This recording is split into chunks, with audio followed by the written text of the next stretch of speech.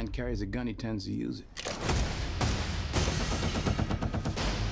Dan, you dead?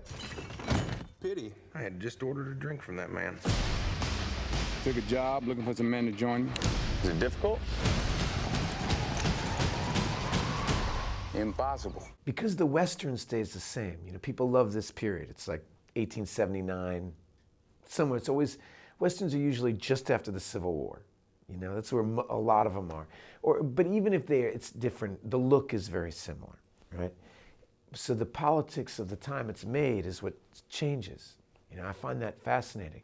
These men need inspiration. Inspire them. You are Goodnight Robichaux, after all. Ain't you? I can hit, Sam. We need the lead. 23 confirmed kills at Antietam. This is one of Connolly's Confederate sharpshooters, dubbed the Angel of Death. Do what he does. He's a legend.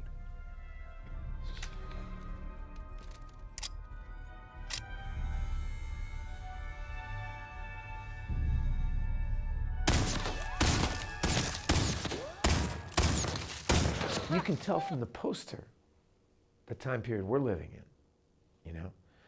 To see Denzel Washington helming the iconography that usually is owned by the Dick Cheneys of the world, you know?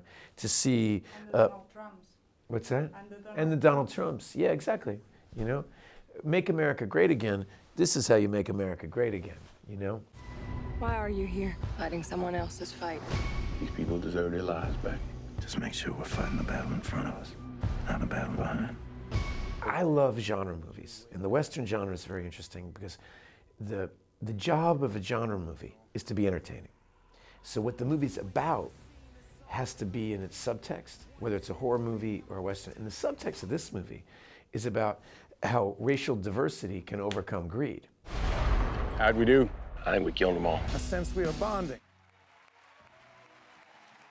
They cut together a reel for the festival of cutting together all these moments from all my movies, and it's a little bit like watching Boyhood on speed or something, you know. I can only say that it means a tremendous amount to me, and that I'm very grateful that I love making movies so much, and the idea that other people care is so exciting to me, and I try to see it not as something to turn me into some kind of pompous idiot who, you know, breaking his arm, congratulating himself, but to see it as a challenge to continue to make interesting movies and try to give people something worth their time.